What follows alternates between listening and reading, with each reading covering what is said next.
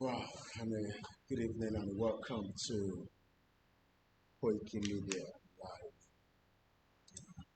I welcome you as we move into our evening broadcast and also as we continue our campaign and also educating and likewise looking into all the latest developments coming out of Nigeria. My name is OLAYOMI KOIKI. Welcome you once again to the Koikimedia transmission. A very good evening to each and every one of us, and welcome back again to another broadcast. Today is the 18th day of April 2025. It's also a day that links with the Zimbabwe independence, which was 18th of April 1980 from Britain. As we continue our campaign, we would like to appreciate each and every one of us that have so far been following the broadcast. So mo kí gbogbo èèyàn wa tí àtúnjọ pàdé ní èní Good Friday pé ẹ káàbọ̀ sórí ìkànnì wa tí a mọ̀ sí Koikimedia Live.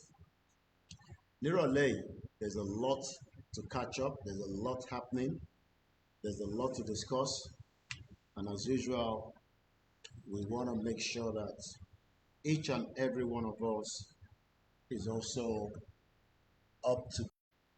The Yoruba nation is a non-negotiable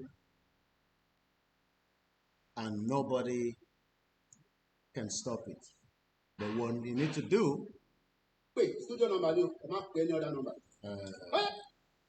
what we need to do is to make it clear that the only option left on the table is for a peaceful dialogue. And I pray and hope that we can achieve this dialogue between us, our leaders, in terms of the Yoruba Nation campaign. So mo kí gbogbo wa lẹ́ẹ̀kan sí. Bí ẹ ti ṣe ń wọlé, ẹ bá wa gbọ́ wọlé share button. Èní ni Good Friday. Mo kí gbogbo ẹ̀yin tí ẹ ń celebrate. We will kickstart slowly as usual with this. The Yoruba indigene. I want to talk to you all. And I want you to listen and accept what I'm about to say. I said they are already usurping you from your villages all over Yoruba State.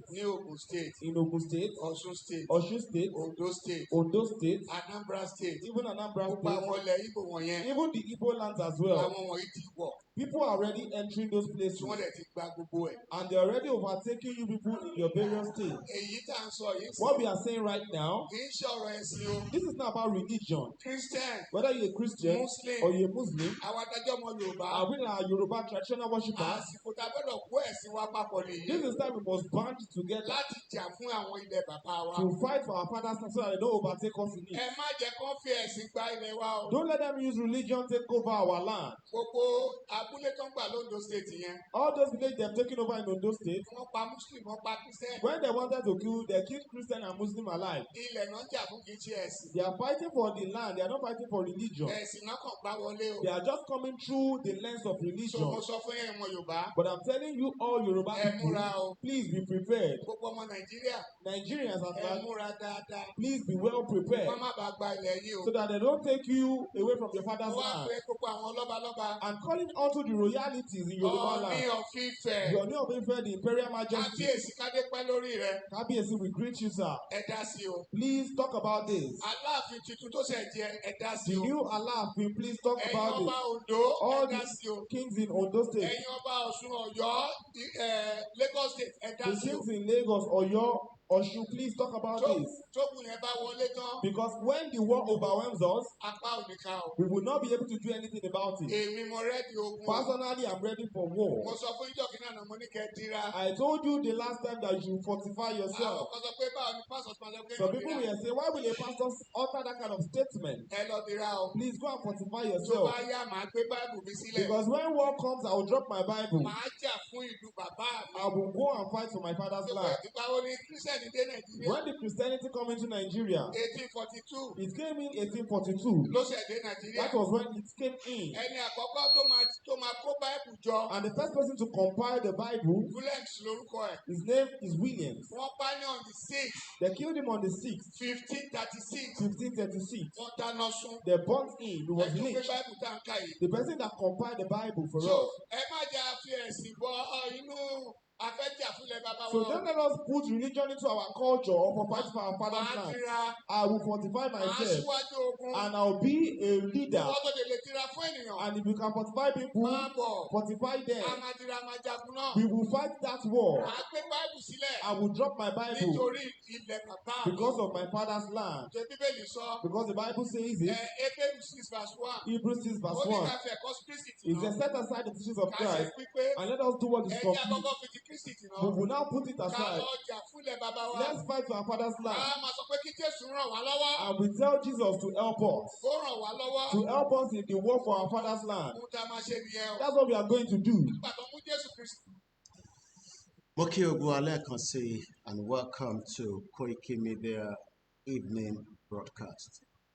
Let's move swiftly and let's continue to educate ourselves.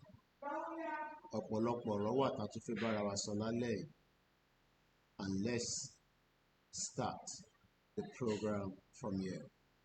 Koikimedia, we're bringing the world closer to your doorstep.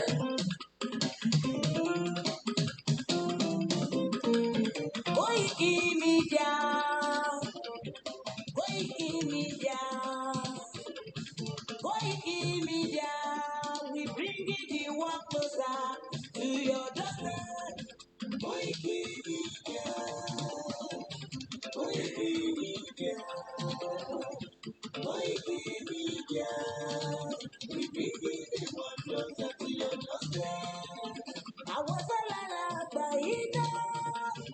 àwọn ló wá sáàtì èdè ìdèdè lárugẹ nílẹ̀ Oòduà àwọn gangan ni bàbá Koikimedia, Koikimedia, Koikimedia, we bring the world closer to your doorstep.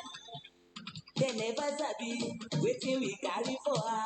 But we dey move closer before dem go sabi. I said they never know wetin we carry for body. But we dey move closer before dem go sabi. Ọ̀kín lọ lọ́jà ẹyẹ, ìléhùn ló ló lajú. Ẹyẹ tó dùn bí kòtò bí àdán, ọ̀pẹ tẹ̀lé tó. Ká ṣiṣẹ́ fún ilẹ̀ bàbá wa. Ká ṣiṣẹ́ fún ìlú bàbá wa. Ká jùmọ̀ sowọ́pọ̀ ká lè tó dúdú àga. Odùduwà kò bá lè gbé wa. Ọmọ Odùduwà ṣe kiri. Ẹ dìde fún ẹ̀tọ́ adúláwọ̀. Ká lè jọ jùmọ̀ gbé. Ilẹ̀ ìlérí káwa lè gba ògo ilẹ̀ wa. Ká ṣiṣẹ́ ká lè jọ gbàdé. Ká lè gbàdé adé adúláwọ̀. Àwa ni mọ̀lẹ̀ tí yóò tàn káàkiri. Koikimedia, àwa là ń gbé tó lárugẹ. Ètò tó gbójú ọgbọ́, ìwà mọ̀ni. Kàsà, ẹgbẹ́ polówó ọjà wà kájé gbúgbà yín jẹ. Ètò tó gbójú ọgbọ́, ìwà mọ̀ni.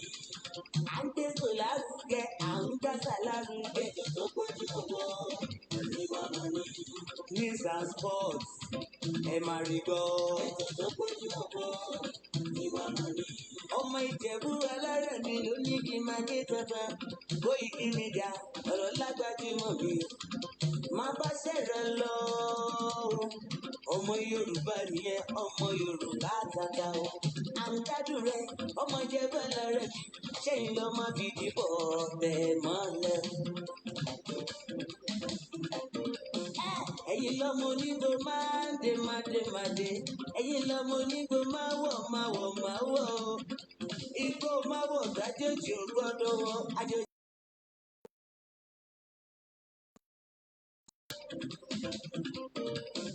Ẹ̀yin lọ máa náwó kóyìnbó tó dé. Ìgbà tó yìnbó dé o, owó náà dẹ́kun pọ̀ sí o. Koikimedia ṣàwà ní bàbá. Koikimedia àwọn ní bàbá. Àdáńsọ àtúnpèrè gidi. Àwa là ń gbé tò lárugẹ jẹ́ ká jọgbọ́ o. Àtúnjà fẹ́tọ̀ ilẹ̀ wa, fẹ́tọ̀ ilẹ̀ Yorùbá. Ọmọ Òdùwà ni wá o, tọkàntọkàn. Ikú tó ṣe bí lébi òsì, àdìmú bàbá yọ. We bring you one closer to your doorstep. Afẹ́fẹ́ tó fẹ́ o tó kàn ní oko lára ni. Àpèrè dédé Olódùmarè ló fún wa. Gbogbo ayé ẹ gbọ́, àwa ní bàbá o. Ẹ máa bọ̀ wá ẹgbẹ́ polówó ọjà ni wá o. Òdùdúwà la gbé dání, òtítọ́ la gbé dání. Àbísọ̀dálẹ̀, àbísọ̀lìkèéta. Àdúrótán, àtúnpèrèkété.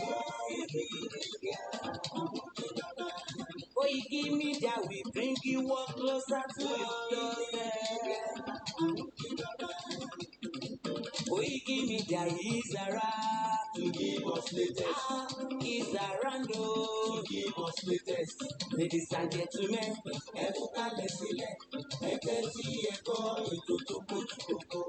Ladies and gentlemen, ẹ mú kalẹ̀ sílẹ̀, ẹ tẹ́tí ẹ gbọ́ ètò tó kojú gbogbo. Koikimedia is around to give us latest. Ó kí wa lẹ́ẹ̀kan sí pé ẹ káàbọ̀ lẹ́ẹ̀kan níbikíbi tí ẹ bá ti ń gbọ́ wa. Ẹ bá mi gbọ́wọ́ lé share button, à ń bọ̀ àìtí dé.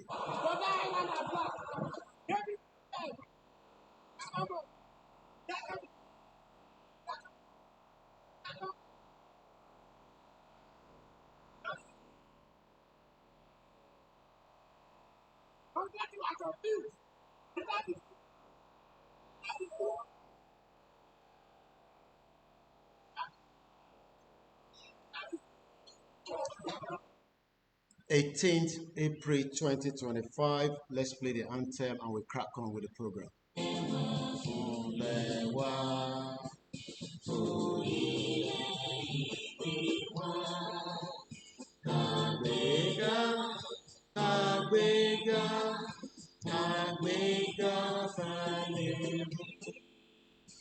Ìgbàgbọ́ wa ni pé láti bẹ̀rù làbọ̀ mọ́. Ká ṣiṣẹ́, ká jọlá. Ìṣọ̀kan àtòmìnira ní kẹ́jẹ́ ká máa lépa. Tẹ̀síwájú ọkọ̀ ire àtúntúndára. Ọmọ Oòduà dìde, kò sí ipò ẹ̀tọ́ rẹ̀. Ìwọ ni ìmọ́lẹ̀ gbogbo adúláwọ̀. Àwa ni ìmọ́lẹ̀ ògo Wow. Tèmi ò bá ṣe,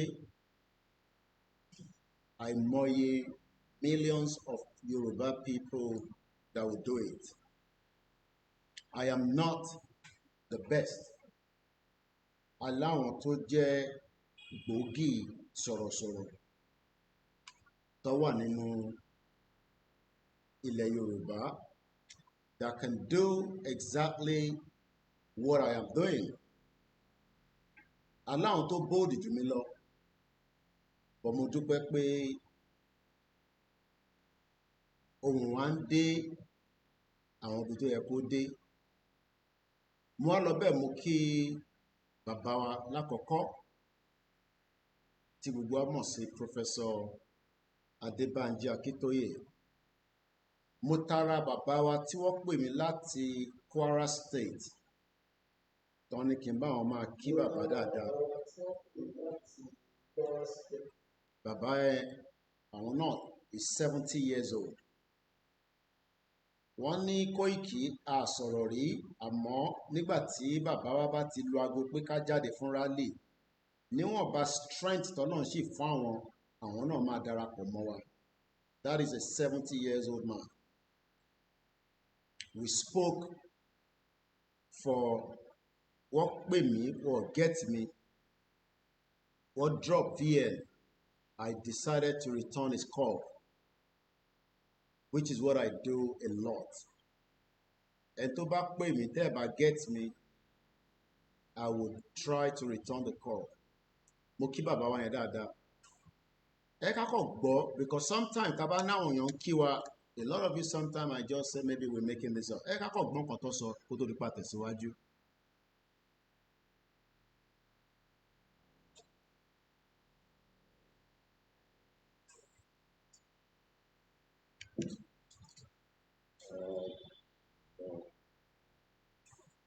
Ọkù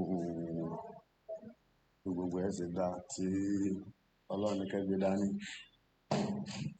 Ẹni tó sọ̀rọ̀ Àfà Abdulrahim ní ọkọ̀ tèmi, Kwara ní mí. So no going back to Yoruba nation. 100% mo fi wà pẹ̀lú as bí gbogbo ló mọ update ní bí ó ti ń lọ, èmi náà sì wà pẹ̀lú kódà lọ́sàn yìí. I've heard all what I've said. Tínú mi sì ń dùn, mo dẹ̀ mọ̀ pé pẹ̀lú ògo Ọlọ́run máa gba Yorùbá nation kúrò lọ́wọ́ Nàìjíríà as a one nation. Ká dá dúró. Ọlọ́run lọ̀ wá lọ́rọ̀ Nàìjíríà. Àwa náà àṣírí Ọlọ́run kó bá ṣe àlékún ìrọ̀rùn fún gbogbo yín. Bẹ́ẹ̀ látọ̀rọ̀ bàbá Professor àti Dr. Sunday Igboho, bàbá Kíwọ́n, tí kọ́lọ̀ pa mi bá dúró ti gbogbo yín lápapọ̀. Pẹ̀lú ògo Ọlọ́run, Ọlọ́run ó gba Yorùbá nation fún alágbára Ọlọ́run. Kò sẹ́ni tó lè gbà fún alẹ́yìn Ọlọ́run náà ni ó gbà fún wa. Òun náà ni ó sì máa tọ́ asán, náà ni ó sì kún wa lọ́wọ́ lórí ẹ̀. Gbogbo àwọn ẹni burúkú tọ́lọ́run tó wa mọ́, Ọlọ́run ó yọ kàńdà torí mi ń dùn. I'm very much happy. This time around ọ̀rọ̀ pé wẹ́wo, can you imagine ká wá nírú Tinubu máa wà lórí up to close to 2 years now. Kó mọ̀ wá rí nǹkan kan sọ lórí ọmọ Yorùbá, ọmọ ìyá rẹ̀.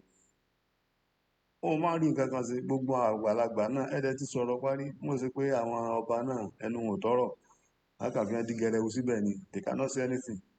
Kò tiẹ̀ sẹ́nìkan tó tiẹ̀ make move, kò sẹ́ni tó kàn tiẹ̀ come out kó tiẹ̀ sọ̀rọ̀. Ọmọ ike ló sọ̀rọ̀ àwọn ló dá. Tẹ́bí lé kó lu bàbá rẹ̀. Nobody say anything. Nobody say anything. Wọ́n kàn keep silence lórí nǹkan tẹ́ máa jẹ. Àwọn tẹ́ kó jọ ojú rẹ̀ better plan for the future of your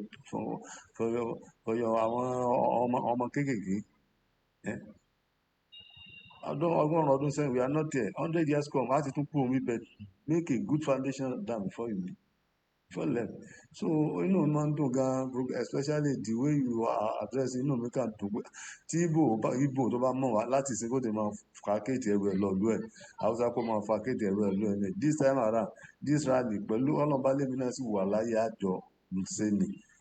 Kódà kí n mọ̀ ní okun àti mọ̀ tẹ̀lé wọn because now I'm close to 70 years. Mo lè mọ̀ bẹ́ẹ̀ àjọ ṣe ni torí. Tí bá sọ fún yín pé àwọn èèyàn ṣeré tó bá yẹ pé mo fún yín ní evidence with the voice note, some of us might just say tàbá jókòó síbí báyìí I'm making nǹkan up, èmi àti wọn ò sọ̀rọ̀ rí in the last 5 years, but wọ́n jókòó sílùú ńlé wọn ní Kwara, wọ́n tẹ̀lé tó ń lọ nípa pé kí Yorùbá dá dúró. He is 70 years old and is getting ready to be part of the rally. Sórí wọ́n tí ojú ọ̀dọ́ tó ní kòkùn ẹ́, we will pray that you would also understand the purpose. So mo kí bàbá wa yẹn dáadáa, bàbá wa Abdul Jamiu. Mo wá lọ bẹ́ẹ̀ mo kí gbogbo ẹ̀yin tí ẹ wà nílùú Ìlọrin títí dé gbogbo Kwara State dé Kogi àti gbogbo ibi tí ẹ̀ka ọmọ Yorùbá ń bẹ. Mo wá ń fi ti bàbá wa Professor Adébánjí Akíntóyè mo fi kí yín. Mo kí ẹni tí ó tẹ̀ díẹ̀ tí ó rẹ̀. Mo kí ẹni tí àlàáfíà tí ó kù díẹ̀ káàtó. Kọ́ba Elédùmarè kó ṣe àlàáfíà,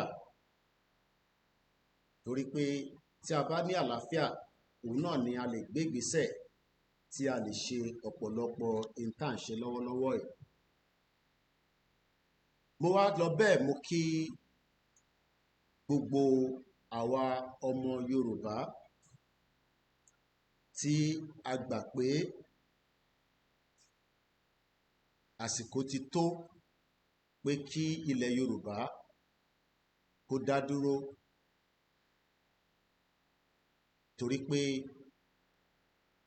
in tá ń béèrè fún, in tó máa ṣe àǹfààní fún wa lénìí àti lọ́la àti títí ráíláí. Bọ̀ kò ṣe gbogbo èèyàn ló gbà pé kó rí bẹ́ẹ̀. Mo wá fẹ́ fi àsìkò yìí láti tún fi kéde fún gbogbo ọmọ Yorùbá tí kò tíì gbà pé kí Yorùbá dá dúró, kó wọlá ọ̀pọ̀lọpọ̀ àwọn mẹ̀kúnnù tí à ń jẹ nínú Nàìjíríà. Ká tó tẹ̀síwájú, ìyá wa kan jáde láyé tí wọ́n dẹ̀ jẹ́ gbòógì. Lánàá mo sọ nípa ìyá wa kan tọ́kọ wọn jáde láyé ní UK, k'Ọlọ́run bá wa fọ̀run kẹ́ wọn, kó tẹ́ wọn sáfẹ́fẹ́ rẹ̀.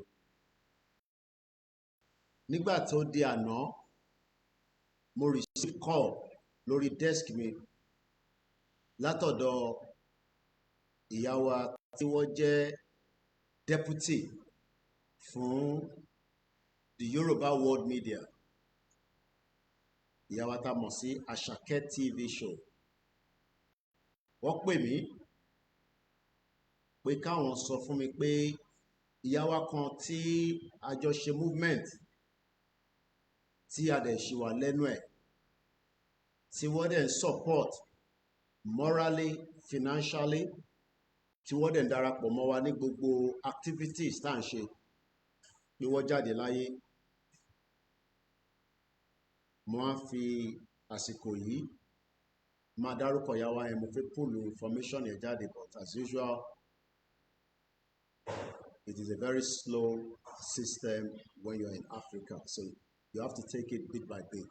Mo dẹ̀ kọ́rúkọ yẹn sílẹ̀ ètò bẹ̀rẹ̀ program, apologies. Èyí tí mo fẹ́ fààyàn bẹ̀ ni pé at some point kò ń ṣe gbogbo alájọ máa délẹ̀ lérí, but à ń bẹ Ọlọ́run pé kí gbogbo àjọ délẹ̀ lérí ni. And that is a fact that we must understand.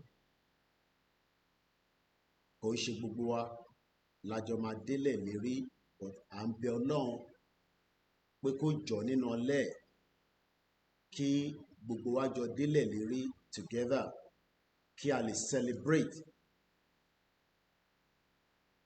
Ìyá wa tí mò ń dárúkọ yìí, gẹ́gẹ́ bí information tó tẹ̀ mí lọ́wọ́, London ni wọ́n ń gbé. Wọ́n ní gbogbo ìgbà tí ọlọ́jọ́ bá máa dé, àwọn ò fi kú sí ìlú òyìnbó. Kò sẹ́ni tó mọjọ́ lóòótọ́, but tí kú bá dóhùn dé ta ló fẹ́ dá dúró. She's a mother, a grandmother, and the fact that many times ni wọ́n ti engage wa nínú ìrìn àjò yìí, wọ́n nífẹ̀ẹ́ sí Yorùbá, ó mú wọn lọ́kàn gan. Wọ́n jẹ́ ẹni tí Yorùbá jẹ́ priority wọn, even though pé Mùsùlùmí ni wọ́n. She was a Yoruba woman before a Muslim. Wọ́n rìnrìn àjò lọ sí Nàìjíríà nílẹ̀ Yorùbá ń bẹ̀ láti lọ kí àwọn mọ̀lẹ́bí wọn àtàwọn fámílì. Bọ̀bí ṣe bá wa sọ̀rọ̀ lénìí, she has moved on and she has gone. So on behalf of our platform, tí a mọ̀ sí Koikimedia, bringing the world closer to your doorsteps.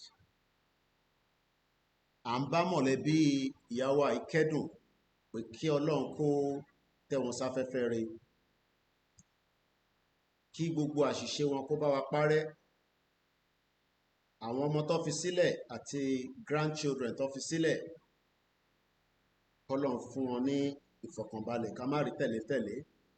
Orúkọ ìyá wa yẹn á máa jẹ́ Alhaja Ayọ̀délé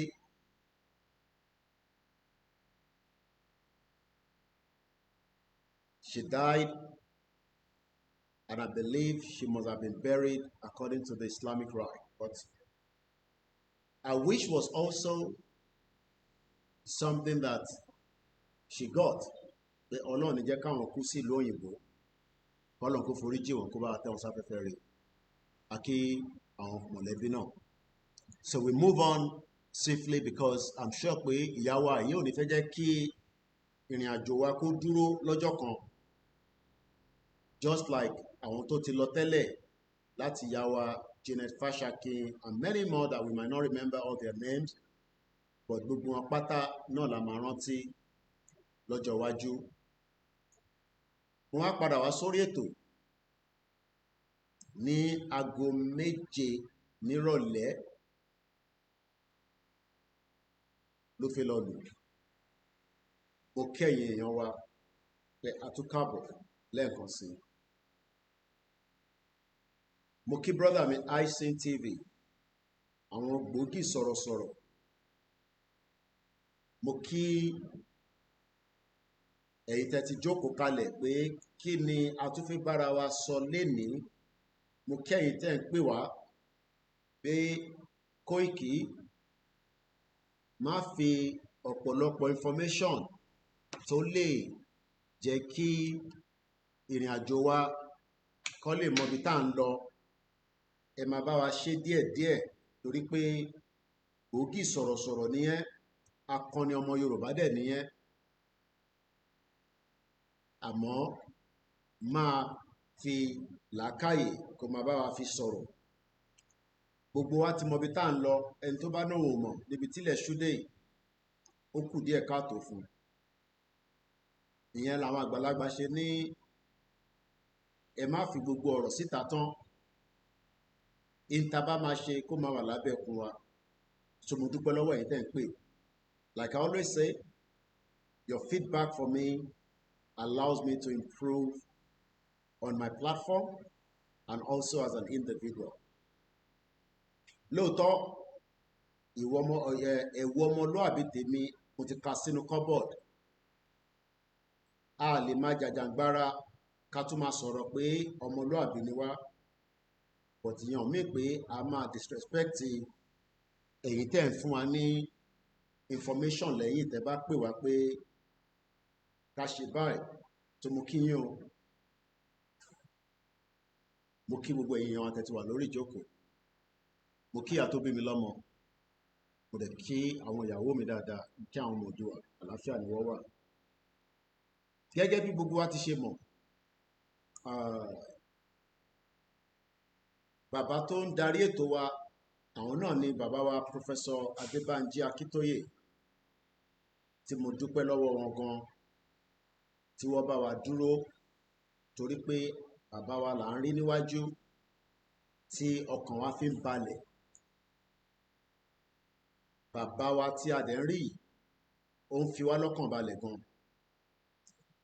Ṣé jẹ́ kí n appreciate àwọn tó ti wà lórí program ká tó máa tẹ̀síwájú.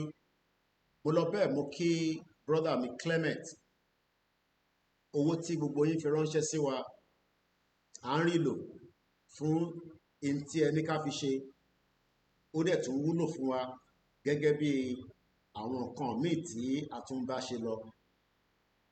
Mo wá ń dúpẹ́ lọ́wọ́ ẹ̀yin tí ẹ ti nawọ́ sí wa àtẹ̀yin tí ẹ sì máa nawọ́ sí wa tí ẹ sọ fún wa pé kò ní pẹ́ kò ní jìnnà. Clement bí ṣe sọ tẹ́lẹ̀ kò ń ṣe ọmọ Yorùbá délẹ̀délẹ̀, Biafra ni ó gbà fún pé kí Yorùbá kó dá dúró, ó dẹ̀ support wa. Kò wá ń ṣòwò nìkan bẹ́ẹ̀, aláwọn bíi mélòó kan náà tí wọ́n support tọjọ́ ọmọ Biafra. Mo á kí gbogbo ẹ̀yin ọmọ Yorùbá, weekend yìí ló máa pé 1 week tó bá dijọ́ Sunday tí mo jáde gẹ́gẹ́ bí àbúrò yín tí mo ní ká tún jọ gbé yẹ̀wò àwọn nǹkan kan wà tí ó lè ṣàǹfààní fún wa tí a lè rí lò nípa ìrìn àjò wa tó ń bọ̀ láìpẹ́. Kò tí sẹ́ni kankan tó lè mọ ọjọ́ torí pé bàbá Akíntóyè disclose yẹn pẹ̀lú anybody, but bàbá jẹ́ kó yé wa pé ká túbọ̀ máa sọ fún gbogbo ọmọ Yorùbá pé ká lọ máa múra sílẹ̀ tí ọjọ́ náà ní pẹ́ mọ́. Mo kí ẹ̀yin èèyàn wa pé ẹ kúrọ̀lẹ́, ẹ jẹ́ kí ọkàn wa kó balẹ̀ ju bí tẹ́lẹ̀ lọ pé ìrìn àjò tá gbé dání kò sí ìbẹ̀rù níbẹ̀. Iṣẹ́ tèmi ni pé láti encourage wa, láti fún wa ní confidence, láti jẹ́ kí ẹ mọ̀ pé the only solution òun náà ni pé Nàìjíríà máa pín.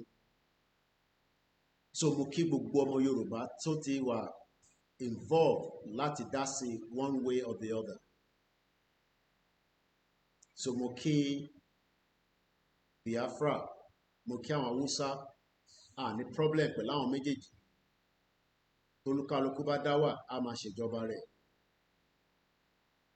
Mo kí yín ní diaspora pé ẹ dìde again. I think 2021 ni mo rí this kind of support tó dìde pé no, I need láti move. Lóòótọ́ ọ̀pọ̀lọpọ̀ àwọn èèyàn abuse ẹ̀, then nítorí pé delivery of the job kò tí délẹ̀, ó jẹ́ káwọn kan tẹ̀ pull out báwọn ṣe Yorùbá nation mọ́, pé àwọn ti ṣe wàhálà, àwọn ti náwó, so they are not going to be involved in the movement again. In tí àwa wá dúpẹ́ ni pé a jẹ́ kí àwa kan ò jẹ́ kó sú wa, even though pé ó ti sú ẹ̀yin kan, àwa kan ò jẹ́ kó sú wa. Ìdí tá a sì jẹ́ kó dẹ̀ sú wa ni pé a mọ̀ pé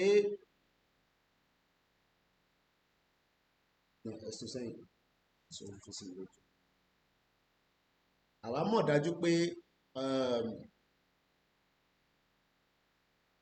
it is a big task láti try pé a fẹ́ exit kúrò nínú country kan, especially tó bá jẹ́ pé western region ìyẹn là ń bá bọ̀ títí di wákàtí. Ó lè easy than bí a ṣe ń ṣe lọ nísìn. Màá dẹ̀ sọ reason why. Most of the countries tí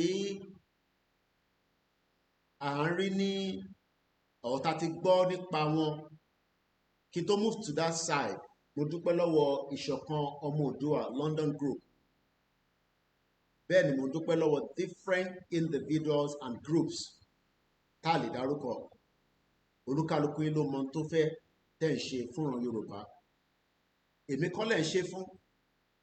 Tèmi ò bá ṣe, Ọlọ́run àtúgbẹ́lòmí dìde. Ó dẹ̀ gbé ọ̀pọ̀lọpọ̀ wa dìde, but we all have different energy and different strength.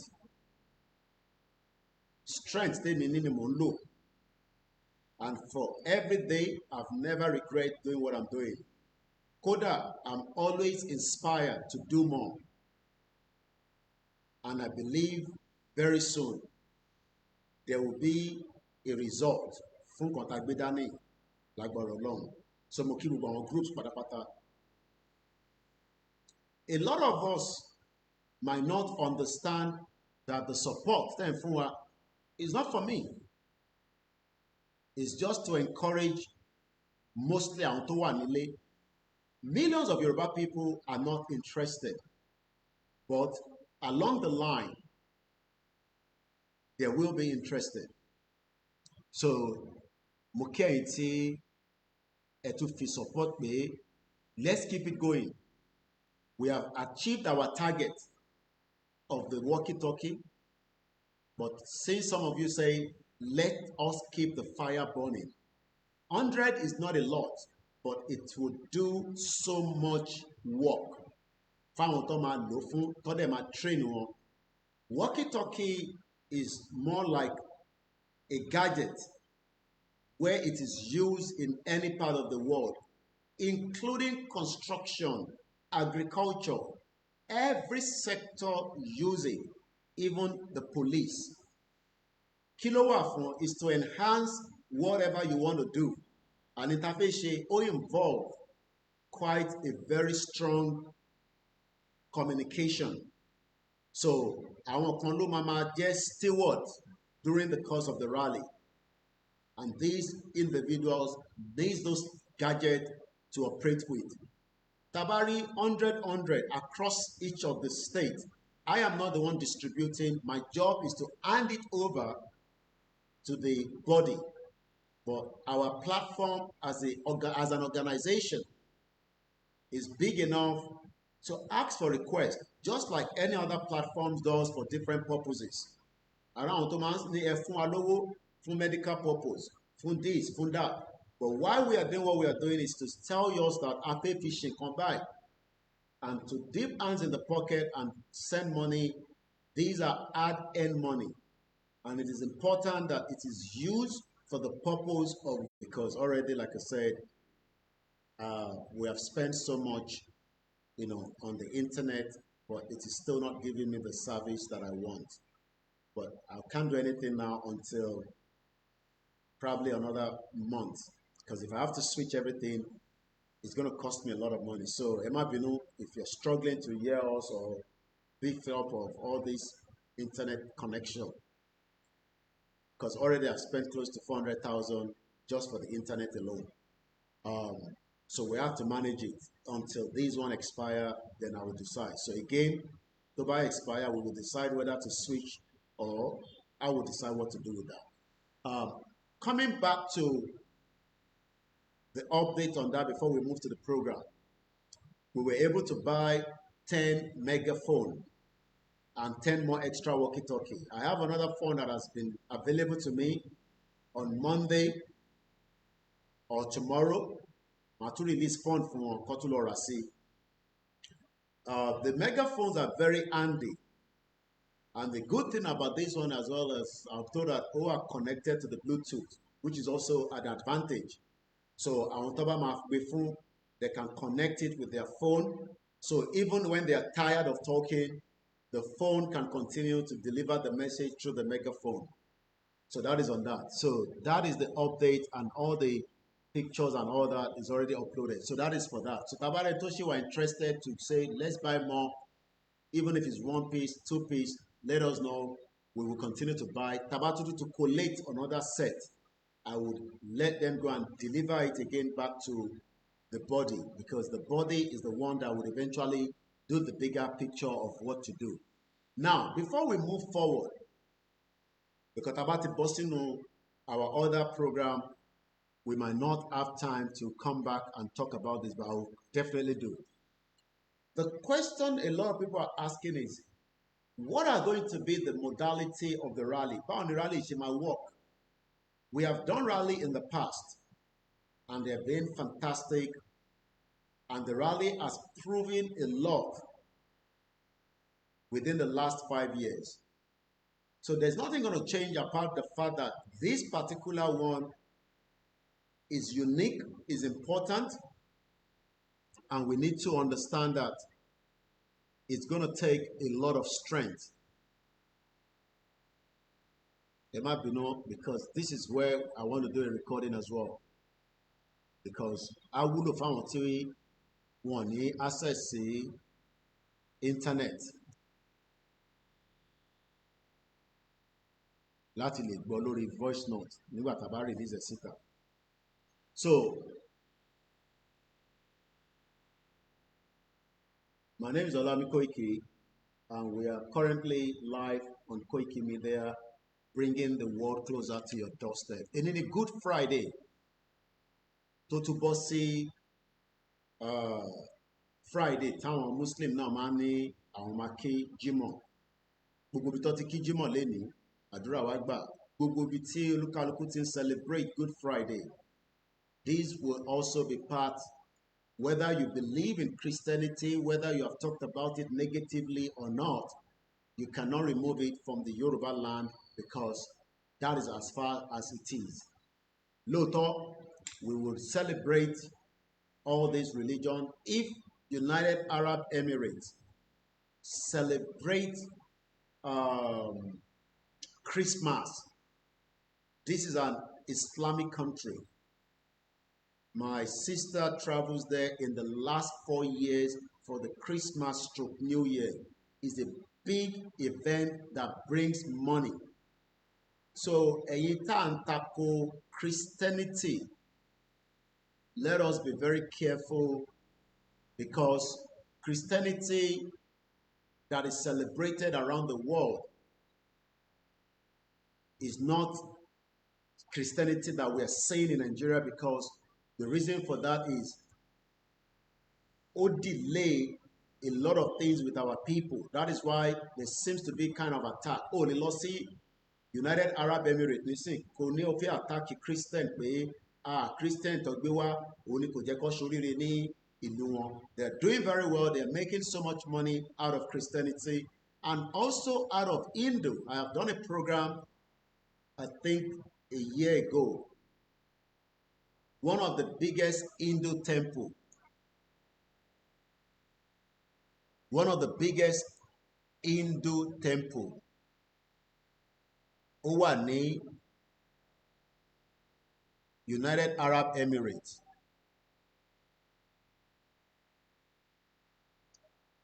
Top builded.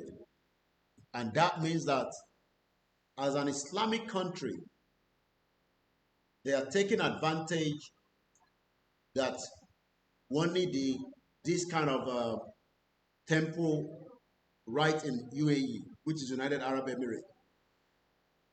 So if you are attacking continuously Christianity and saying this and that, let us be very careful. Because àwọn tó ń jẹ́ Islamic country gan sef, they are still celebrating Christmas and all this Christianity among their own side. So we don't want to have a country where our people will be sidelined as Christians or Muslims, just as they've done with our tradition. So, coming back to the rally, many questions will still be asked, but I will not be able to answer all. But Baba Kitoye, at the right time, will be able to tell us the modality of what is going to happen. But what we have been told in the past, prior before today, with this is coming, is that rally will be held across all cities and towns in Yoruba land. Rally malo across all our cities and towns in Yoruba land. And the reason for that is because our economically cheaper than telling people to move from one end to the other. So we hope to hear more about the rally. But there is something coming up on the 26th of this month, which is like a summit. Maybe during that summit, we might get a background of how the rally will be held across Yoruba land. I will have to wait for the summit, which is getting closer. I think the summit is 2 more Saturday from today. Not this Saturday. I believe it's the upper Saturday. Some of you have seen the flyer, and some of you have heard the jingles, and some of you also are seeing the information posted across different platforms. So what is the summit all about? It says Yoruba Nation Summit. Yoruba Nation Summit. This summit will be held on the 26th of April 2025 from 11 a.m. to 5 p.m. So it's a long day event, and we're looking forward to that. If you are not aware of it, now you've heard about it, and we hope that you would also participate at the time. The summit will focus on the following, which is going to mean that this summit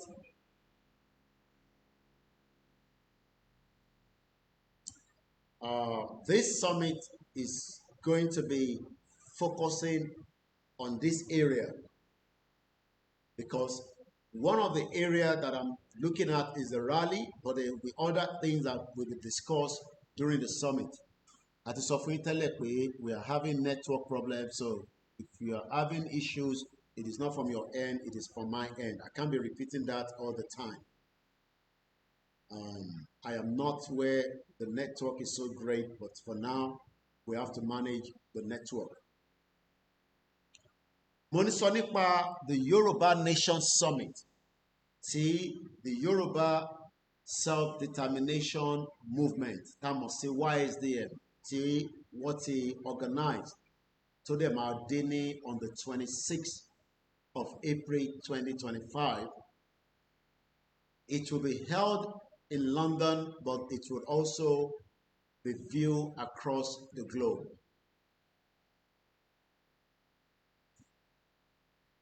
The summit wants to focus on the following: the upcoming mass rally in Yoruba land and in the diaspora. Again, this means that for those of you that are in doubt that rally ma dé kò ní dé, ó máa wá kò ní wá, we can now eliminate that doubt from you that there will be a rally. So this summit tó ń bọ̀ lágbára Ọlọ́run ní on the 26th, Ọlọ́run kó ṣọ́ wa dìgbà yẹn, that means it's the last Saturday of the month of April. So this summit is very, very important, and we hope many of us will participate in the summit through watching it on live or through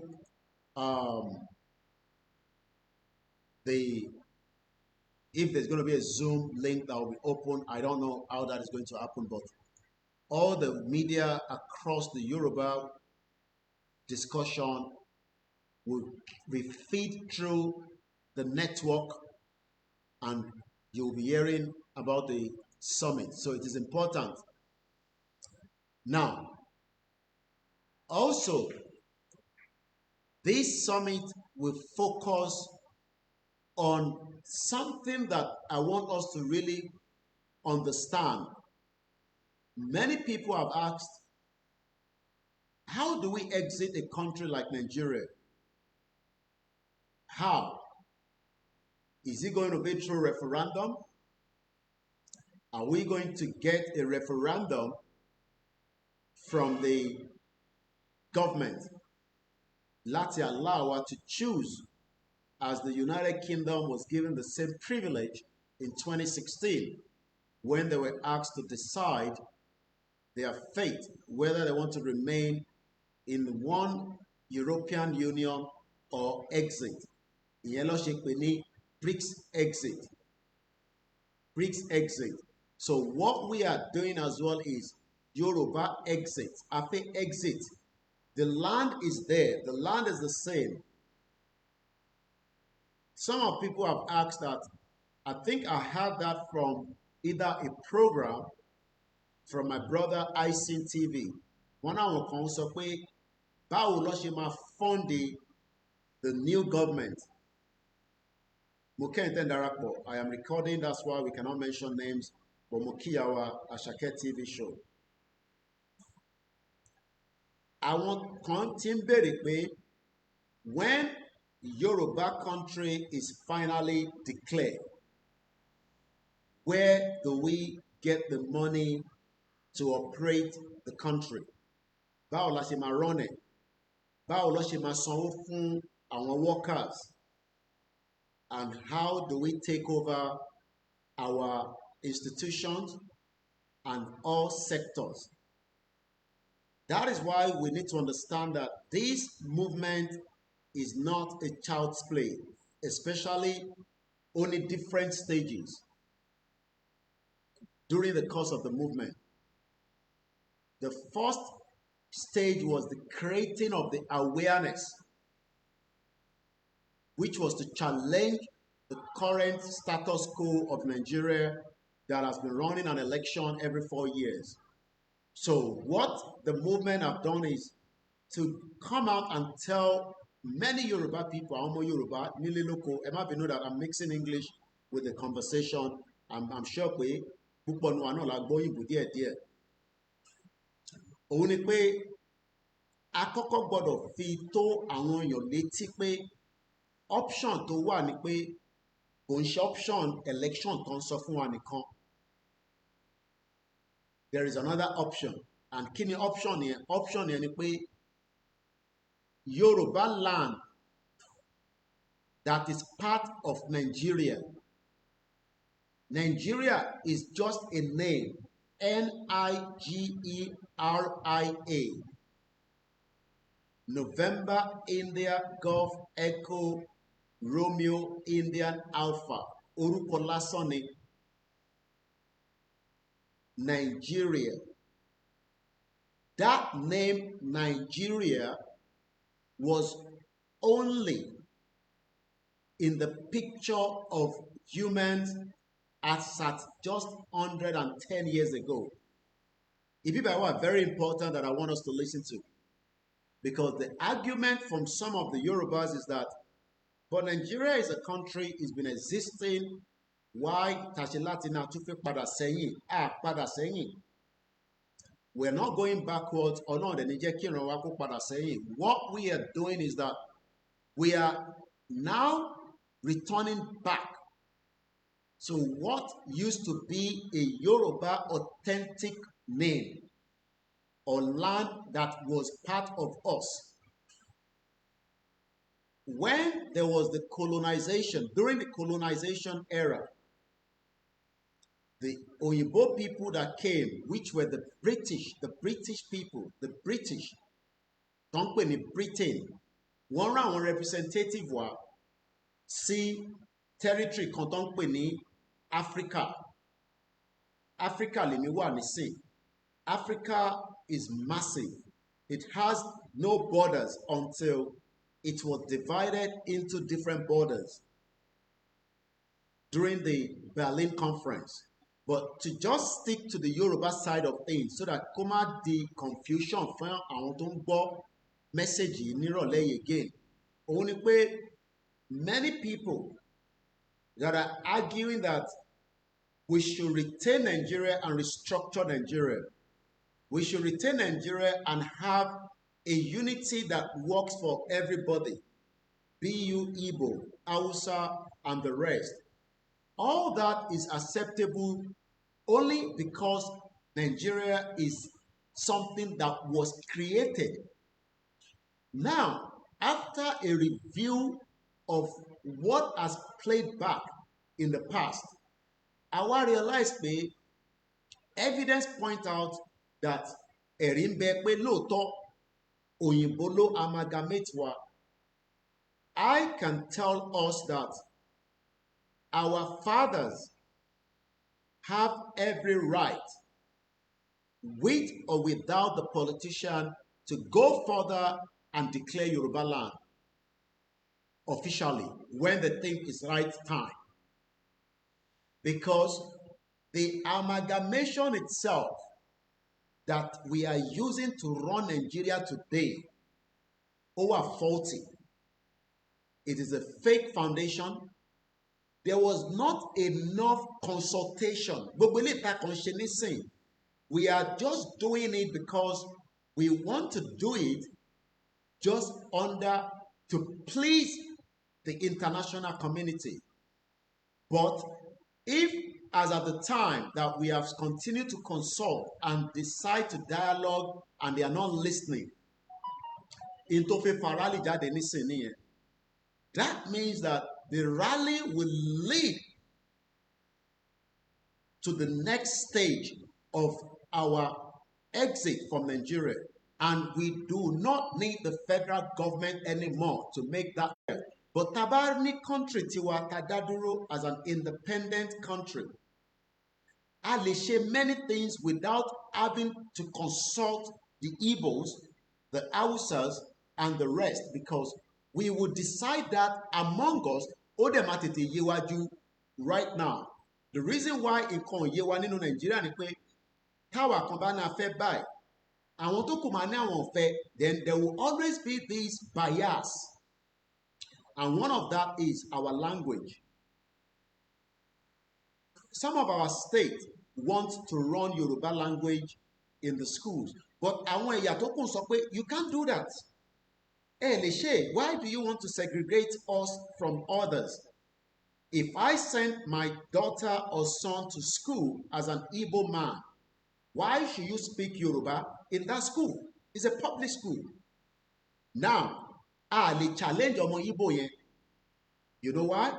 Nigeria is still part of us and him that is making us to work together. But Tabani country tiwa, tí ọmọ Igbo bá sọ pé òun ò lè accept ọmọ tiẹ̀ kó wà ní school tó jẹ́ ilẹ̀ Yorùbá tó ń sọ Yorùbá, well, the option is to take that children to another country or wherever is convenient for them. And I'll give you an example. Ọ̀pọ̀lọpọ̀ àwọn tó lọ sí Germany, tó ń gbé ní Germany lénìí, tí bàbá wa Ìgbòho wà níbẹ̀ lénìí nísìn. You have to speak German in the school so that you can use that to read, write, and eventually come out to work. Now, let's look at those that are disagreeing that Koiki Yoruba Daduro as a country. It does not matter whether you have traveled before or not. Is it possible for you to go to Germany and tell German that you want them to speak in English? Is it possible? Eba mi fi sínú comment section. Is it possible for you as a Nigerian travel to Germany and telling the German to speak English because ọmọ tó mú wá sí Germany kò gbọ́ èdè tó ń sọ, èdè kan tí wọ́n gbọ́, èdè ìlú tiẹ̀ tó ti ń bọ̀. Wọ́n máa béèrè lọ́wọ́ ẹ pé ṣé ìlú tó ti ń bọ̀ yẹn, ṣé ìlú kan náà ni pẹ̀lú ìlú tó dé? Ìyẹn ló ṣe máa ní when you get to Rome, you do as Roman. So what we have experienced in Nigeria is that Britain created Nigeria and joined many countries together and then called those countries Nigeria, Nigeria. That name was only coined by Lugard, tó jẹ́ the governor administrator. As at the time, it was the governor administrator that was used by Britain to operate on their behalf because of their own interest in that part of the world. Now, many Nigerians don't disagree pẹ̀lú wa, don't argue blindly, are expecting the Yoruba people that have been in existence for more than 13,000 years, nítorí pé Britain ó change the dynamic of who we are, ó change èdè lọ́wọ́ wa, ó fún wa ní culture míì, ó parọ́ fún wa. Àwa ń sọ fún Britain that you have done something that is a big mistake. Ẹ lè má mọ̀ nígbà yẹn. You can retreat, you can retrace the step. Ṣé bẹ́yìn àgbàlagbà náà lẹ máa ń sọ fún wa pé tíwájú ò bá ṣe lọ, ẹ̀yin ṣe padà sínà. Ẹ má bínú papọ̀ wé níwájú yín. What our leaders, àwọn táwọn ń pè ní leaders, iwájú yẹn ti stuck. Kò sí progression kankan níwájú yẹn mọ́. Kò ń ṣe pé lẹ́ni ni kò sí progression. It's not about Tinubu. Tinubu kò ṣe àránjúràn bóun fẹ́ di president ni. I'll come back to that. Where we are right now is that lákọ̀ọ́kọ́ we have argued it that ṣáwa gan ló yẹ ká máa demand pàpẹ́ lọ àbí àwọn tó jẹ́ ọba ilẹ̀ Yorùbá. Ìyẹn number one. Because àwọn ọba ilẹ̀ Yorùbá ní what it takes to tell the international community that ẹ sọ fún Britain pé lóòótọ́ àwọn bàbá wa kan bóyá wọ́n fọwọ́ sí wọ́n fọwọ́ sí wọ́n agree wọ́n align dà pé kí Yorùbá darapọ̀ mọ́ Nàìjíríà. And this was before Awolowo was born ní Mùsọ̀yì. It's not about Awolowo now because àwọn Awolowo kọ̀ wá fight for the independence ni. I am talking about those that were living in Yoruba land as at 1900. And tá bá sọ pé 1900, 1901, 1902, 1903, 1904, 1905, 06, 07, 08, 09, 1910. 4 years after 1910, Nigeria was Yoruba land was amalgamated. Now, àwọn wo ni wọ́n ń gbé níbẹ̀ nígbà yẹn? Yorùbá làwọn tó ń gbé nígbà yẹn. Bóyá for whatever reason, wọ́n align, wọ́n agree pé lóòótọ́ because kò ń ṣe pé Lugard náà máa ṣe gbogbo tó ṣe yẹn. Wọ́n máa ṣe a bit of consultation, but consultation yẹn ẹ mọ̀ pé agbára tó ń lò nígbà yẹn is a big one. So even if there was not consultation or there was consultation, the argument now is that ṣóṣì right ká ṣì máa pera wa ní orúkọ tí wọ́n sọ wá yẹn. Àwọn kan ló right pé because we have lived together for 100 and something years. Àwọn tó ti wá ń gbé níbẹ̀ for thousands of years. Ṣé ẹ fi pò ń dùn mọ́ wọn nínú pọ́n pé wọn lórúkọ tó ń ṣe orúkọ tiwọn? Ṣé ìyẹn gan ni orúkọ tá à ń pera wa ni kò ṣe jẹ́ kí ọ̀pọ̀lọpọ̀ kan ṣiṣẹ́ fún wa nínú Nàìjíríà? Because we keep calling ourselves Nigerians. Nínú bẹ̀ náà dá wá ń ṣàdúrà. Àwọn tó jẹ́ forefathers wa, do you think that they are happy? Because we know that they are not happy due to the fact that wọ́n gbé wọn lọ through slave trade. Àmọ́ àwọn èèyàn wa náà ló tẹrú because àwọn family kan wà òwò ẹrú làwọn ṣe.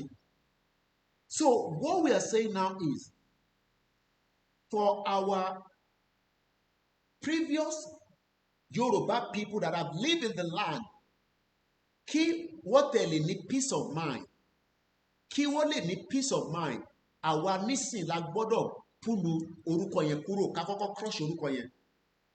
Because the longer tá bá keep orúkọ yẹn tá à ń jẹ́ kó orúkọ yẹn ṣì máa exist, ó máa tako ilẹ̀ yẹn tá à ń pè ní ilẹ̀ Yorùbá.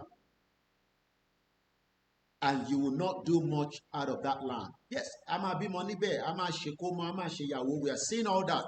But tá bá lọ wò from the spiritual side of things, gẹ́gẹ́ bí ìran ọmọ aládé tá à ń pera wa, that is what àwọn òyìnbó ti rí pé tá bá fi àwọn ará bíi sílẹ̀, they will conquer, well, no, I don't want to use the word conquer, they will become the greatest in the world. They saw it. So what they have now done is that we will do everything to destroy the Yoruba race. And that is exactly what they've done. What infiltrates wa ká máa fẹ́ àwọn ẹ̀yà tó ń ṣe tiwa ìyẹn kọ́kọ́ lọ bẹ́ẹ̀. We thought it is okay. Well, some of us might say it's okay, but we don't know this. Because there are things that might be against our ìran tá à ń sọ yìí. Ká tẹ accept pé many things have gone wrong. Can we reverse this wrong? Is why Yoruba Nation is out in the public domain. If tá a bá wá ṣe gbogbo tó yẹ ká ṣe ká decide tán délẹ̀, then who is coming to do it? So, going back to the summit will discuss about the upcoming rally, both in the Yoruba homeland and likewise in the diaspora. Like I said, how the rally will be held, I don't have that details in front of me to tell you. But in Timo Monikwe, the rally will hold across every part of Yoruba land. Now, concrete action plans for exiting the Nigeria contraction. If we do not have the concrete plan and we just say we are exiting, okay, Taba exit, what do we do after the rally that we have declared our country? What are we going to be doing?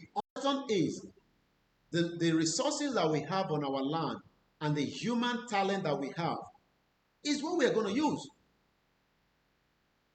And this is why we are saying to the politicians today that are thinking that they have the monopoly to continue to. When we have the country officially, Constitution will decide how we want to run it. But if any one of them think that, oh, I am the speaker, I am the deputy speaker. No, you can't just come and say we should vacate and we are going to have Yoruba Nation. You can no longer use Nigeria against us anymore. That is the state that we are moving into now.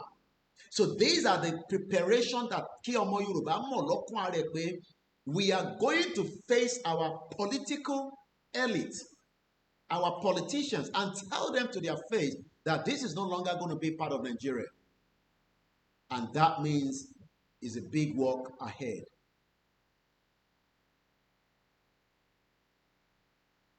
And lọ fèsì àwọn tó di state wa mú tó run on our behalf on Nigeria. Àwa lọ sọ fún wọn pé Nigeria tẹ́ ń run yìí has no basis no more on Yoruba land. The basis of Nigeria on Yoruba land will stop to exist tàbá ti jáde fún rally.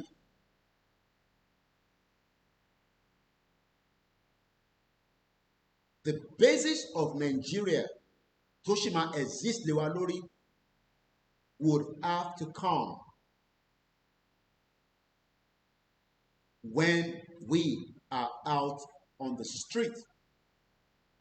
So this is not about Igboho or Baba Akintoye. It's about how you now will also have to mobilize people within the Yoruba land and inform them that the basis of us having many obstacles, the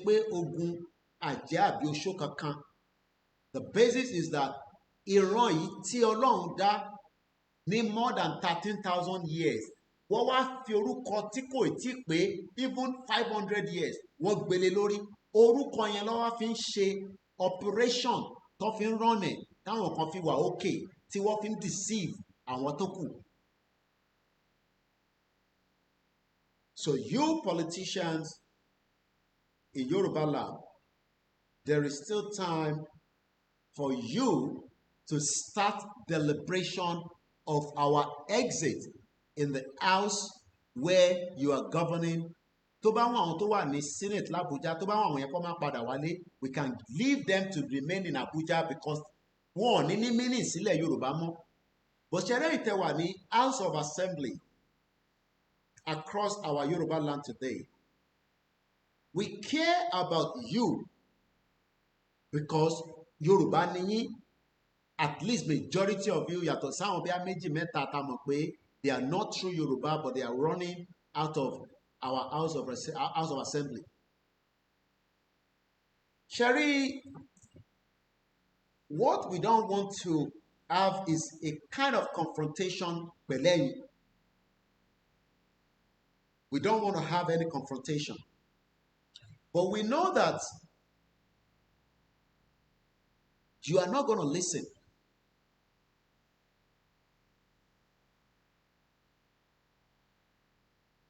I know that because tó bá jẹ́ pé ẹ fẹ́ gbọ́ràn, 5 years is more than enough to inform you that self-determination is an inalienable right of we, our Yoruba, lórí ilẹ̀ wa. 5 years is more than enough. But gbọ́ràn, an interest at all. You have no interest at all. And interest tẹ̀yin ni pé ká sì máa jẹ́ kí Nàìjíríà coexist inside a Yoruba land officially. And that is going to be obstacle between ẹ̀yin àti àwa tá à ń ṣe Yoruba nation. What might happen in the course of where we are heading to now, some of the concrete plan would also be updated during the summit. So I would not want to say what I don't know that is coming out of that summit. But as a journalist that has looked at all this from the last 5 years of this movement, what you are proving to us is that why should we return back to where our existence started from? In tí mò ń rí pé àwọn politicians wọn kan ṣe nísìnyí yẹn pé kílẹ̀ mí pé ká padà sí ilẹ̀ Yorùbá ká máa pè ní Yorùbá land. A ṣì ń bá yín wá bá ṣe máa get restructure fún yín náà. Ẹ lọ jókòó, ẹ jẹ́ ká sì jọ máa tayò ká máa ṣe politics. Ilẹ̀ Yorùbá táwa ń fight fún yìí is beyond your politics. Ilẹ̀ Yorùbá tá à ń fight fún lọ́wọ́lọ́wọ́ yìí ó ju politics lẹ́yìn fà lọ. Ó wà superior ju politics yìí lọ. But ká má lọ kọlura wa la ṣe ń plead in the last 5 years as a non-violent movement. But títí di wákàtí tá a sì sọ̀rọ̀ lẹ́ni ní 18th ẹ kọ̀ ṣe bí gbàtẹ́ yẹ pé who cares? Ẹ lọ darapọ̀ mọ́ politics náà kájọ wá ṣe politics. But àwa ń sọ fún yín pé kò ń ṣe politics lọ̀rọ̀ tó wà nílẹ̀. And this is where we need you to understand that a lot of shit is going to happen. Let me just leave it like that. Because àwọn kan pè mí pé Koiki à ń bẹ̀ a mọ̀ pé bó ṣe ń tẹ́ lára nígbà míì ló máa fi ń sọ̀rọ̀. But báwa kan máa fi làákàyè tọ́lọ̀ fún ẹ máa fi gbé kalẹ̀.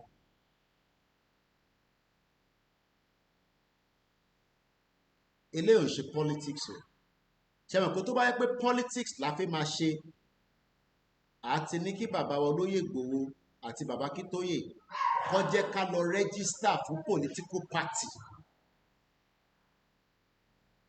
Àwa máa wá bàbá Kítóyè wá jẹ́ kó yé wa pé ẹ̀yin ọmọ mi Yorùbá nation tí èmi gbé dání tájọ́ ń ṣe yìí a ní sọ di ìjà mọ́ wọn lọ́wọ́. Ẹ̀yin lẹ máa fi in tó máa fi di ìjà ẹ̀yin lẹ máa mú jáde. Ẹ gbọ́ mi dáadáa. ẹ̀yin olóṣèlú ilẹ̀ Yorùbá, ọwọ́ ara yín lẹ fi máa ṣera yín láti sọ Yorùbá nation àtẹ̀yìn àtàwa lẹ máa sọ di ìjà. Because we know what you would do. I know what you would do. Ẹ̀yin fẹ́ save Nigeria at all cost. Àbí? Okay, there's nothing wrong in that.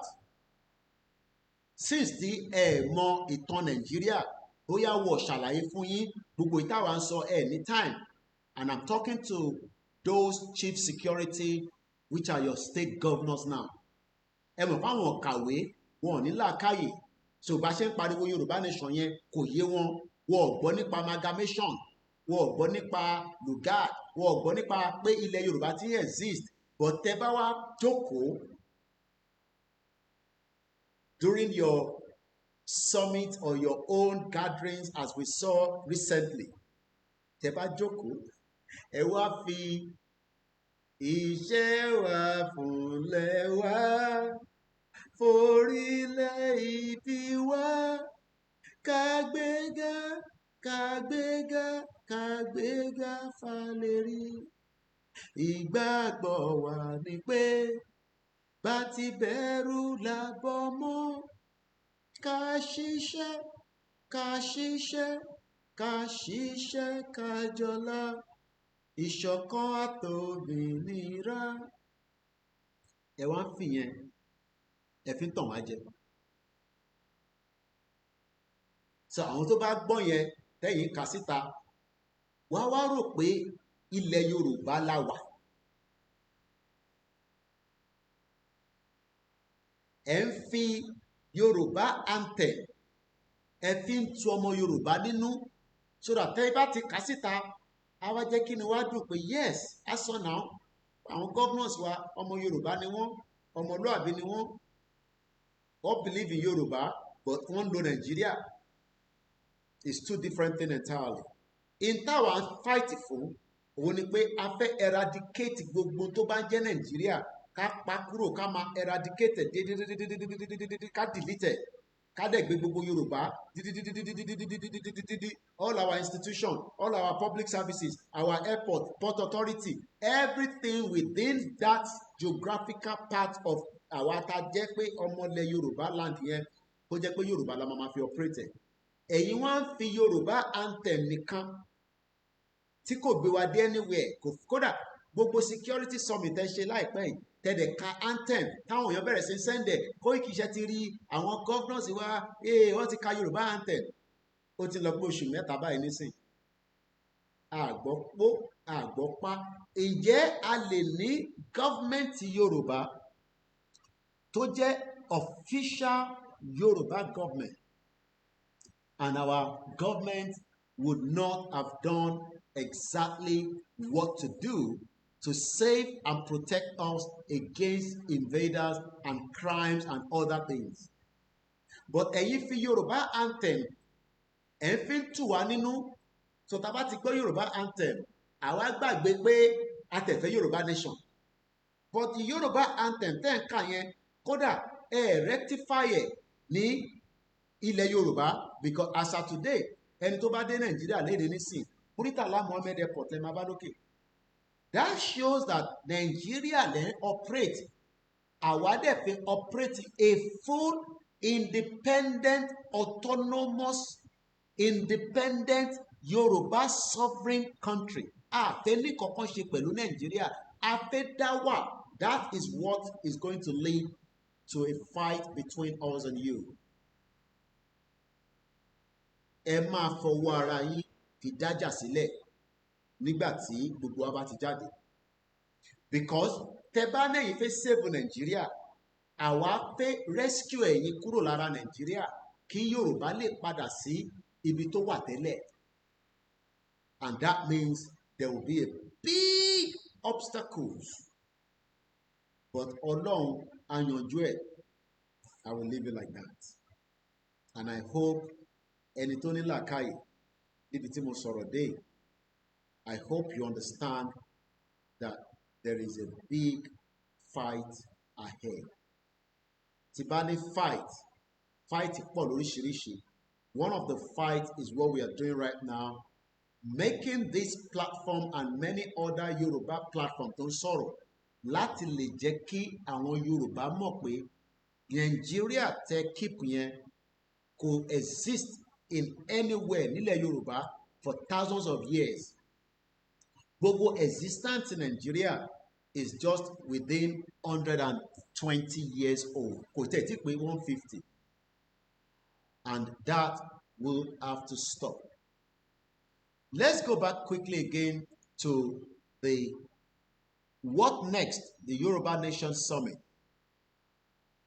One of the biggest threats right now in Nigeria, which is what we're going to discuss immediately after this discussion, Owuni, insecurity in Yoruba land.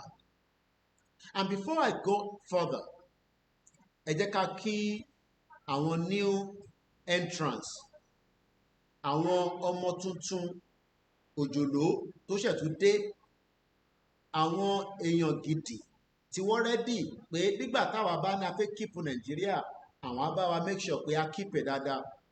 And this is for those that are against Nigeria to dissolve. Let's read it as I have it here. Breaking news. Nigeria now welcome a new terrorist group called Mahmuda that have just emerged in the north-central Nigeria, and already as of today that I'm speaking to you, they have killed 15 vigilantes. Bóyá o gbọ́n tí mo sọ, bóyá in tí mo sọ, ó wà a little bit for you to understand and comprehend. Monique, I welcome our new entrants, àwọn tó tún ṣẹ̀ dé, because the more tó bá fẹ́ save Nigeria, there will be many more of new entrants like this. Wọ́n ti wà, wọ́n kọ̀ máa gbé wọn jáde ní méjì mẹ́ta. And while we are going and facing these, ẹni tó jẹ́ president wa, tó jẹ́ kó mójútó àwa ní that part of Nigeria, ó wà ní France, ó operate remotely. While we have a new entrance of a new terrorist group tó ṣe emerge jáde kúrò nínú North Central, the question is mélòó ló kù tá gbọ́dọ̀ máa retí? Mélòó ló kù? How many more of these terrorists do we need to wait for before we all ask for the dissolution of Nigeria? But because many Nigerians that are Yorubas still think that this is a joke, do not want to accept the truth and nothing but the truth that we have just started. There will be many more entrants of these terrorists that wants to do great havoc for me and you. But when we are discussing and telling the people that let us exit Nigeria as Yoruba people, how do we deal with them? Because already we are dealing with many problems about insecurity. How do we deal with the new entrants? Because the new entrants must also have an agenda. What is their agenda? A new terrorist group have emerged, and already 15 innocent vigilantes have been killed. Is this how we are going to continue? To try to rescue something that is not working? Or should we say enough is enough? So, just to close that section of the what next on the Yoruba Nation Summit, to recap quickly, there's going to be an upcoming mass rally in Yoruba homeland and diaspora. This is part of what they're going to be discussing. Concrete action plans for exiting the Nigerian contraction. Insecurity in Yoruba land. Who are the guest speaker? Let me wrap quickly the names of those that we have already on the flyer. The national leader of the Yoruba self-determination movement, our father, our emeritus Professor Adebanji Akintoye. Also at the event will be David Malomo, who is also the Yoruba self-determination movement, UK and Europe. We also have Arakunrin Seyi Olayode, the Yoruba self-determination movement, UK and Europe deputy. We have also Mr. Kayode Emola, the deputy national leader supporting behind Babakitoye.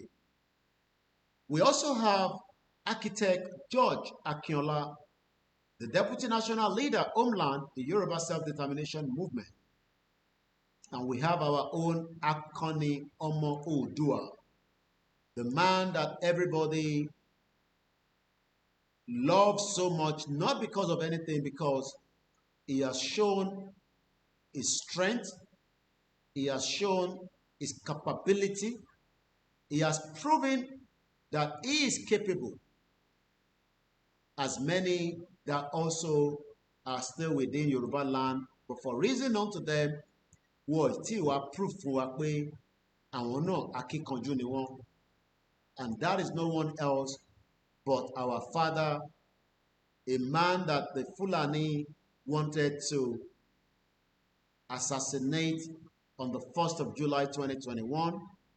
We lost two innocent Yoruba men, Alhaji Fatai and Adogon. May their soul rest in peace. And that is no one else that would also be in attendance of this event, Chief Dr. Sunday Adeniyi Adeyemo Igboho, popularly known as Sunday Igboho.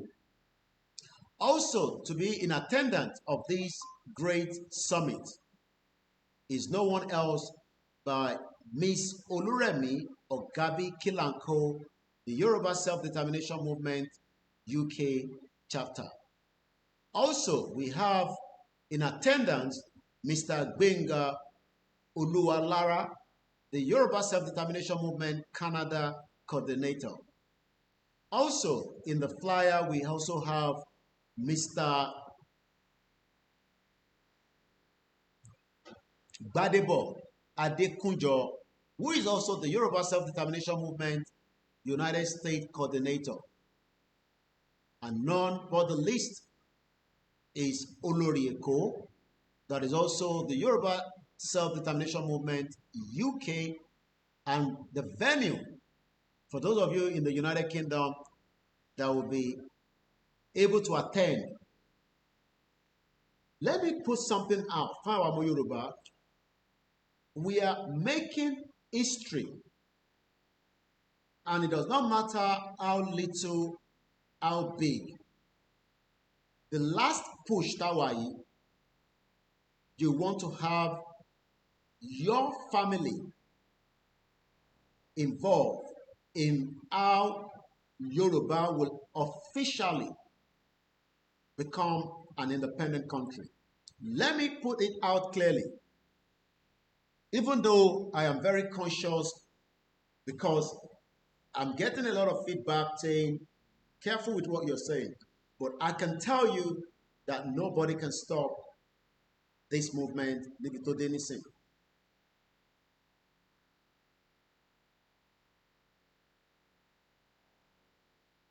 Let me repeat myself again. No one has the power to stop us from having our own independent country. I have explained at the beginning of this conversation how Nigeria was coined to deceive the indigenous people. Wọ́n gbé Nigeria lórí ilẹ̀ wa, wọ́n wá fi operate. We need to chase Nigeria out of our land. Anything Nigeria needs to stop to exist. And that is the reason why the summit like this is coming up. So if you're in London, or around the United Kingdom, you have 2 more Saturdays, not this Saturday, the upper Saturday, to attend officially. And if you cannot, you would have to watch the live broadcast on the Yoruba World Media, Koikimedia, and all independent media that will get the feed to transmit it. Address yẹn máa jẹ́ AC Studio, AC World Academy, London SE1 5UJ. Please take a note of this date for those of us that are going to be on the ground and for those of us that will not be on the ground. It is important that this day is embedded along line with what you will be doing on that fateful day.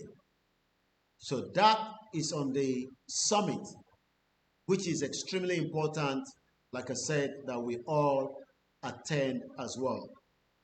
Now, as we are about to come out of that summit conversation, I believe we are currently still struggling with our network, but we will continue to manage it temporarily. There's not much I can do to that. Hopefully, 2 things I can do. We can stop one or whatever, but for now, we'll just leave it like that. So that is about that. And this information is coming from the Koikimedia channel this evening, the 18th of April 2025 at exactly 19:53 p.m. local time. Now, before we start looking at towards the end of the program, because we're trying to cut down the hours of the program due to network issues and many other problems that I'm experiencing from my studio here. I will probably just run it for 2 hours, and maybe if I have extra time, I might come back out again and we'll do a little bit more. But for now, I will not be able to go further than 2 hours on the broadcast due to the network and a lot of stress on our program. Mo kí gbogbo ọmọ Yorùbá lẹ́ẹ̀kan sí. I wanted to talk more about the terrorist organization, but I switch around to use my strength to talk about explaining again reason why Yoruba needs to exit Nigeria.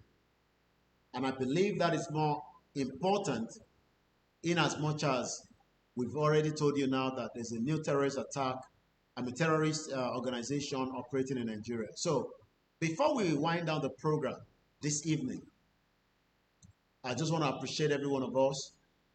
The task ahead is not yet completed.